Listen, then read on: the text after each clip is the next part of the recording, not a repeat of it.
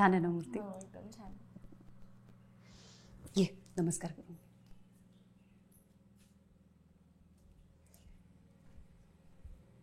आजी, हा मूर्ती कसली गोड आहे ग. हो ना. हो आवडली तुका? हो हो. अगं दादा पण होता ना घरात? दादा हय खय असता तो असा भारताच्या बाहेर. हो का? थंयसरच लगीन बिगीन केल्यात. माका काय तो डबडो कसलो दिल्या ना त्याच्यावर कायता करतात. Video call? हा हायता कायता करता तो करता त्याच्यावरच मी आपल्या त्याच्याशी बोलते आणि बघतोय. पण तुम्ही इकडे एकटे असता? एकटी नाही तर माका हयसर कोण खाऊ किला हा. मग तुम्हाला कंटाळ नाही येत? कंटाळ कसलो. अगो पूर्वी वाडीत बोला चलाक माणसा होती. काय लागला खुपला तर धावण यायची. पण आता बोला चलाक माणसात नाही असं. सगळी नोकरीच्या निमित्तान मुंबई पुणे पळाली असं. पण हो माझा गणपती आहे ना गणपती तो मात्र सगळ्या चाकर म्हणेन का हयसर गणपती घेऊन येतात. त्याच्यामुळे सगळ्या माणसाची तोंडा तरी भूक गावत. हल्ली बोलाक म्हटला तर कोणच बोलाक गावनच नाही. सगळी बोलाक लागला काय पळान जात. आजी किती वर्ष एकटी राहतेस ग? छोटलो वर्षाचं असताना त्याचे वडील गेले. त्याच्यानंतर सगळी जबाबदारी माझ्यावरच पडली. ते काय लहानाचं मोठं केलं शिक्षण दिलंय. त्याच्यानंतर तो सुद्धा पोटापाण्याच्या निमित्तानं भारताबाहेर गेलो. मग काय सगळा मी सपला करत इले. बापरे, कमाल आहे ग तुझी आजी. म्हणजे इतकी वर्ष तू हे अख्खं घर एकटीने सांभाळतेस. इतकी वर्ष हा गणपती तू एकटीने करतेस. खरंच कौतुक आहे ग तुझं. त्याच्यात कौतुक कसला. माझी जबाबदारीच असं ती. माझ्या सासरचं गणपती हा म्हटल्यावर माकाच करू काय नको. पण खरा कौतुक तुझा असा. मी काय केलंय? माझा लगीन झाला आणि मी हैसर इले. हिले सगळे जबाबदारी आनंदाने पार पाडली आणि पार पाडत राहतले. पण माझ्या माहेरचा काय थैले आठवणी गमती जमती आणि गणपती तो तर मका करू गावलो नाही. पण तुझा तसा नाही. तू तुझ्या बापाची परंपरा पुढे चलव केलंस म्हणा तुझा कौतुक असं.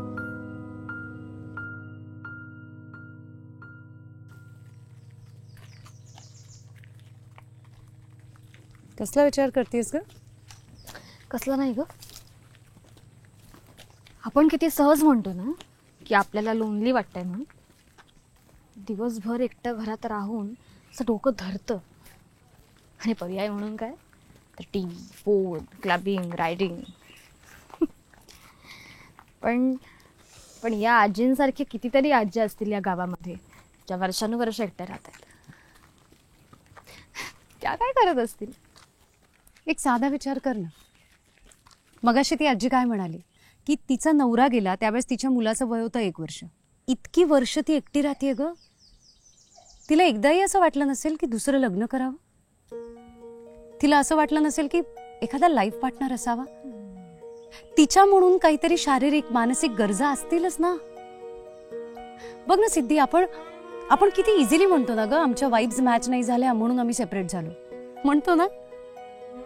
पण ही आजी किंवा आपली आई किंवा यांच्यासारख्या अनेक बायका यांना हा विचार एकदाही मनात आला नसेल का ग?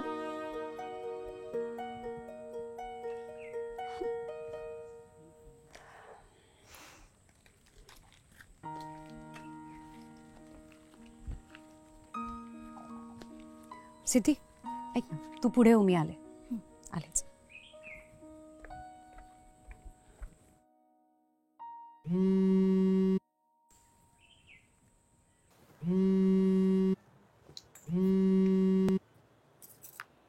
हॅलो. हा रिद्धी बोल बाळा. हां, राहुल कुठे आहे? फोन उचलत नाहीये. राहुल ना अगं तो झोपलाय. उठल्यावर सांगते तुला फोन करायला. बरं बरं बरं बरं. त्याला म्हणा की फ्री झाला की मला फोन कर. बर. हां ओके.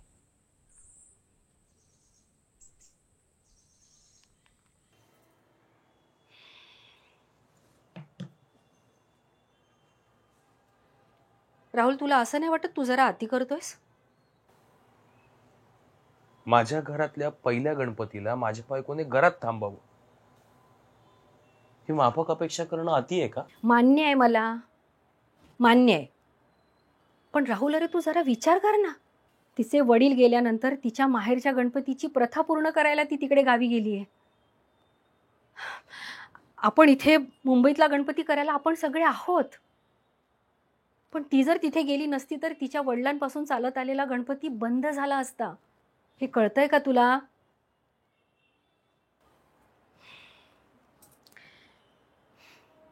राहुल, तुला एक सांगू, माहेरची दारं बंद होण्याचं दुःख काय असतं ना, ते मला माहिती आहे रे. लग्न करून मी कोकणातून या घरी आले.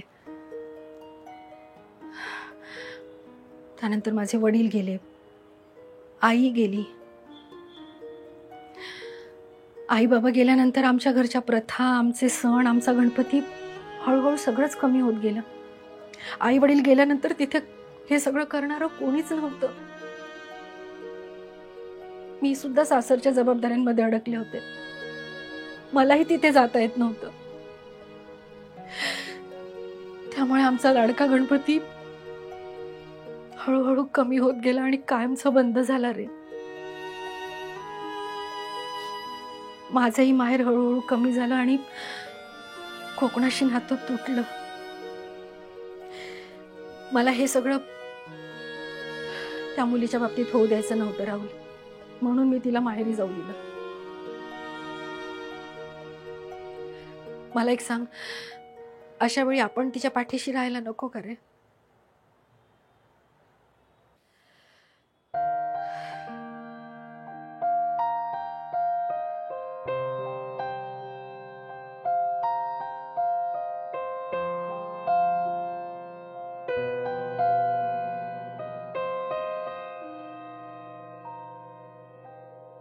वहिनी, गे वहिनी.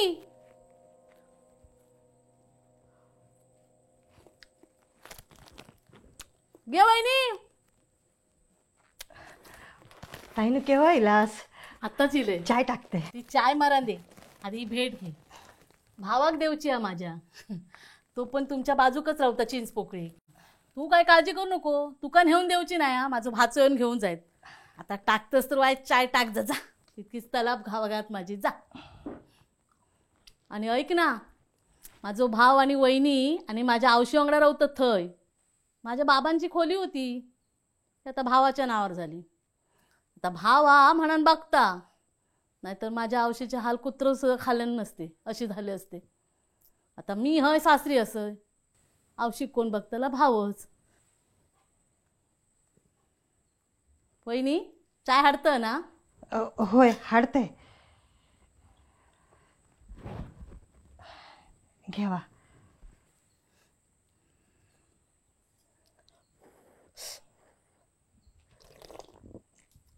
चायत वय साखर कमी झाली. असं दे. आता आमचाच घे ना. आमचे हे होते ना, तसं गावातले लोक सगळे अगदी डोक्यावर घेऊन नाचत होते त्यांका. पण हे गेले ना, त्यासून कुत्रं सुद्धा डुंकान बघल्यान ना आमच्याकडे. आणि आमचं पपलो तो भायकाळ्याक आता त्या वकिलांकडे कामाक रवलं. मग थोडेफार काहीतरी पैसे पाठवता म्हणून चालला. नाही पाठवल्यान तर आपले असत नारळ सोल आणि दुसरं काय. त्यांची काय पेन्शन नाही, काय नाही. सदाची काय पेन्शन चालू झाली काय? नाही, पेन्शन वगैरे काही नाही. रिद्दीन पॉलिसी काढली होती ना, त्याचे पैसे होते. मग रिटायरमेंटचं काय मिळालं नाही? आता घर बांधल्याने ना, आणि आता माझ्या मोठ्या लेकीचा लगीन झाला हो, तेव्हा सगळे पैसे. ह्या असा मिळकत शून्य. पोरी आहेत माझ्या. आता मोठीचं लगीन झाला, आता तेचो पगारी लोक तो 700च्या हातात. थोड्या दिवसांनी धकलेच आहे. मग काय गेला, तुका कोण बघतलो? हा, मुली असतात ना, ते धनाची पेटी म्हणतात ता खरा. पण मुली हे लग्न जाऊन गेले की एक धनाची पेटी गेली म्हणान वंशाक दिवो होयो. काय तरी आम्ही सदाक सांगत होतो की आणखीन एक प्रयत्न कर. होऊन काय होताला, 2चे 3 होतील. हा, आणि 3चे 4, 4चे 5, हो ना. म्हणजे मुलगा होईपर्यंत क्रिकेटची टीम काढत बसायची आणि काय करायचं, देशाबाहेर पाठवायची. नाही, तुझा प्रॉब्लेम काय? तुमचा वंशाचा दिवा मुंबईला असतो ना. पप्पू दादा पाठवतो 4 पैसे तुम्हाला. येतो कधी गणपतीला. तुमचा भाऊ दुसरा वंशाचा दिवा. हा शेवटी गिळलं ना वडिलांचं घर. येते मी हा वहिनी. थांबा, ऐकून तरी जा. येते वहिनी. सिद्धी, ही काय बोलायची पद्धत झाली तुझी? तुझ्या बाबांची लांबची बहीण आहे ती, आत्या आहे तुझी ती. काय तोंड सोडून बोलतेस ग? त्यांना कळायला नको, त्यांची पद्धत बरोबर आहे. आई तू बोलत नाहीस ना म्हणून मला बोलावं लागतं. तुला ऐकून घ्यायची सवय असेल पण मला नाहीये. आणि तसंही लहानपणापासून मीच ऐकत आले ना या घरात, त्यामुळे कधीतरी उद्रेक होणारच. काय काय काय उद्रेक? कसला उद्रेक? काय बोलतेस ग? जाऊ दे ना, सणाच्या दिवशी उगाच वाद नको. अगं काय मनात असेल ते बोल ना. काय नाही आई, वाद वगैरे काय म्हणतेस? एवढं छान बोलतोय आपण. काय झालंय सांग ना. जाऊ दे ना.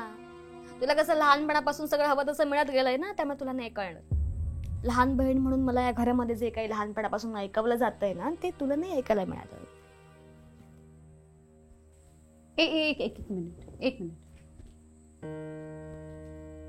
आता हे जे काही कोड्यात बोलतेस ना ते बंद करायचं आणि काय झालंय ते सांग. काय झालंय? तुला विचारतेय मी, काय आहे मनात? अच्छा, बोलायचंय का? हो, आत्ता.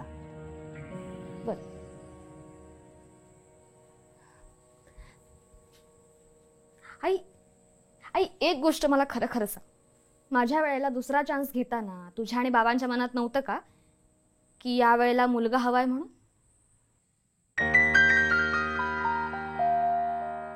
आणि मुलगी बघून तुम्हाला जराही खंत नाही वाटली, 1% सुद्धा खंत नाही वाटली की अरे देवा या वेळेला पण मुलगीच झाली का? बाय द वे, त्यावेळेला आजोबा सुद्धा आले नव्हते हा बघायला मला हॉस्पिटलमध्ये, माहिती ना मला. सदाला दुसरी पण मुलगीच झाली, वाईट झाला. असे असे असे टोमणे मी ऐक सहन नाही केले. तेव्हा बाबांनी उलटून का नाही सांगितलं त्यांना की नाही ही माझी मुलगी नाही, हा माझा मुलगाच आहे म्हणून? बाय द वे, आरतीला जाताना मी मुलगा नाही ना म्हणून मला हाकलून लावलं होतं, तेव्हाही बाबा काही बोलले नाही ना, अजिबात काही बोलले नाही. मी इंडिपेंडंट आहे, मी पुण्यात एकटी राहते, बाईक चालवते, बुलेट चालवते, राईड्स करते, एका मुलापेक्षा जास्त कमावते, आणि अजून काय करायला हवंय मी सांग ना? आणि हे सगळं ऐकत आले ना म्हणून मला या घरात अजिबात यायला आवडत आणि मी येणारच नव्हते. तुम्हाला दुसरी मुलगीच झाली ना, त्याची खंत तुझ्या आणि बाबांच्या डोळ्यात पाहिली आहे मी.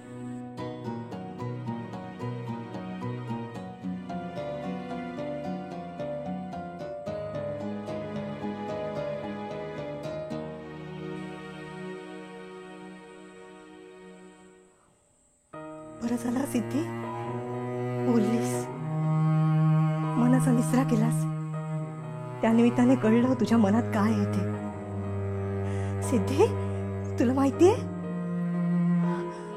अगं तुझा जन्म झाला होता ना तेव्हा वाडिया हॉस्पिटलमधून येताना तुझे बाबा माझ्या आधी तुला असं घेऊन चाळीत आले होते. सगळ्यांना सांगत होते, हे बघा सिद्धीची बहीण आली आहे, सिद्धी. त्यांच्या डोळ्यातला आनंद ना मी पाहिलाय, मी. आणि आरतीचं सांगतेस ना तू? अगं दुसऱ्या दिवशी सावंत भाऊजींची भांडला होता तुझा बाप, आणि आज तू मिरवतीस ना ती बुलेट. मी नाही म्हणत होते, पण तुझ्या बापाने कर्ज काढून हप्त्यावर आणली तुला ती, आणि आमच्या डोळ्यात खंत बघतेस तू. बरं झालं हे ऐकायला तुझा बाप नाहीये.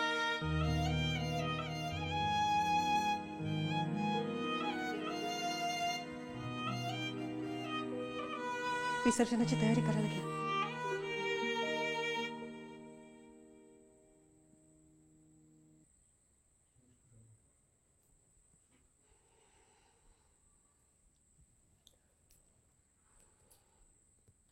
मुलासारखं वाढवण्यात कसलं आलंय ग अप्रूप? बुलेटचा विषय काढलास म्हणून तुला सांगते. जेव्हा पहिल्यांदा बुलेटवरून आपल्या चाळीमध्ये आली होतीस ना, तेव्हा पवार काका म्हणाले, अरे सदा, हा तर मुलगा आहे तुझा. बाबांनी ना तिथेच त्यांना थांबवलं. म्हणाले हा मुलगा नाही, ही माझी मुलगी आहे आणि त्याचा मला अभिमान आहे.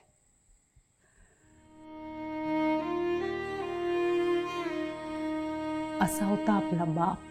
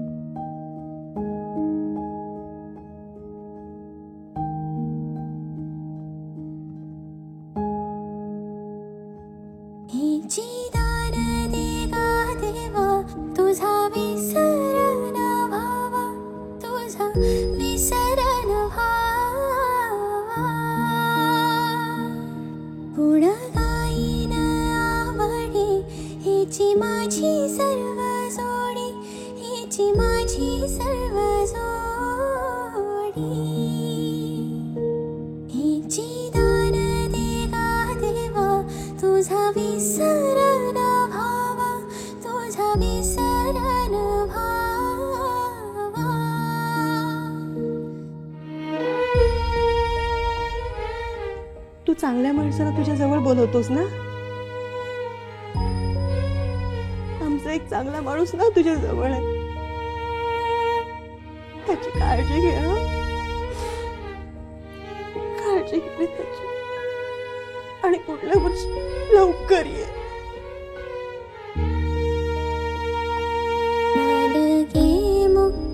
धन संपदा संत संग दे सदा. न लगे मुक्ति धन संपदा संत संग दे सदा.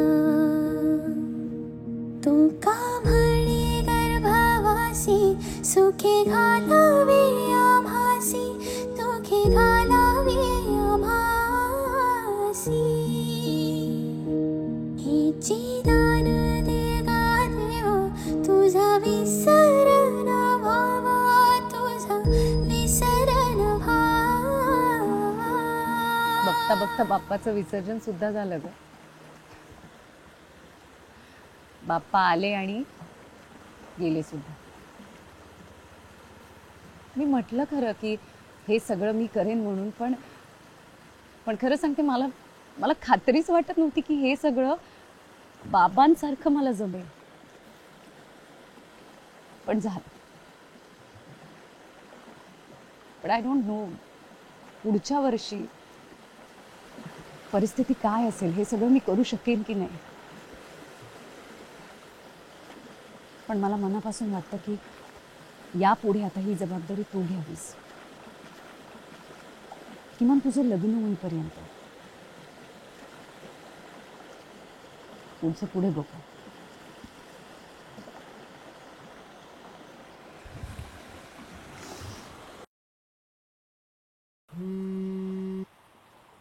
राहुल. हा राहुल बोल. हॅलो रिद्धी, कशी आहेस?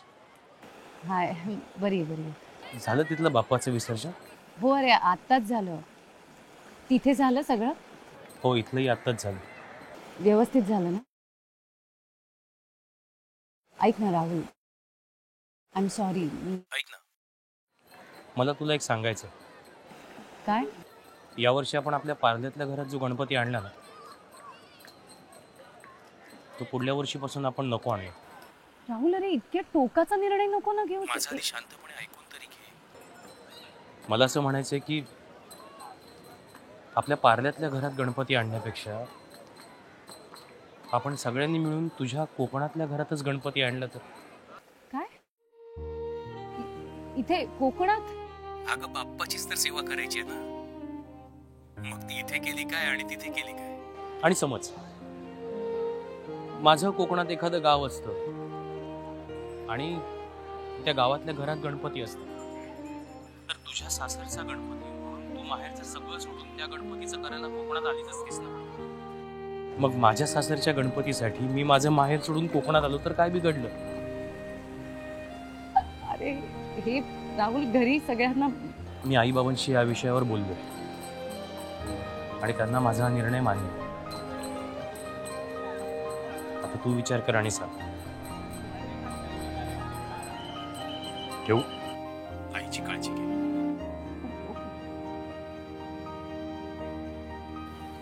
काय झालं? काही सिरियस आहे का? काय झालं रिद्धी? अगं बोल ना, काय झालं? मॅजिकल. तुला माहितीये, बाबा जे म्हणायचे ना ते 200% खरं होतं. बाप्पाचे कान खूप मोठे असतात.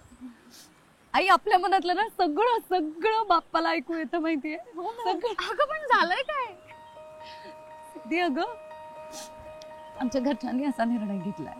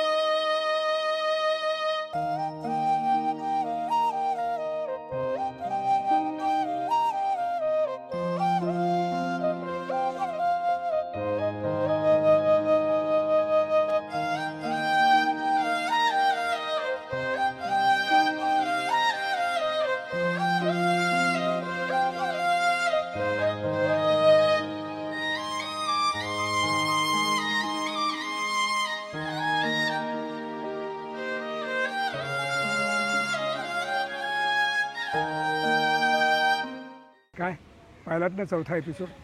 आवडला की नाही? बाकी काय, आता निरोपाची वेळ आलेली आहे, पण काय निरोप कधी ना कधी घ्यावंच लागणार. आमचा देखील ऊर अगदी भरून आलेला आहे. पण तुम्हाला आमचे हे 4ही एपिसोड्स कसे वाटले याचे अभिप्राय तुम्ही आम्हाला नक्की कळवा. आणि बाप्पा जसा दरवर्षी आपल्याला पुन्हा पुन्हा भेटायला येतो की नाही, तसंच देवा काळजी सीझन 3 पुढच्या वर्षी नक्की आपल्या भेटीला येईल. हां तोपर्यंत काय, देवा काळजी सीझन 2 आणि 1 सुद्धा बिंज वॉच करा. हां, आणि जास्तीत जास्त लोकांपर्यंत शेअर करा आणि आमचं आसवा चॅनल सबस्क्राईब करा. आणि जर तुम्ही हे एपिसोड फेसबुकवर बघत असाल तर आसोवाच्या फेसबुक आणि इन्स्टा पेजला फॉलो करायला विसरू नका. आणि बघत राहा आसोवा, म्हणजेच आपली सोशल वाहिनी. बाकी काय, देवा काळजी.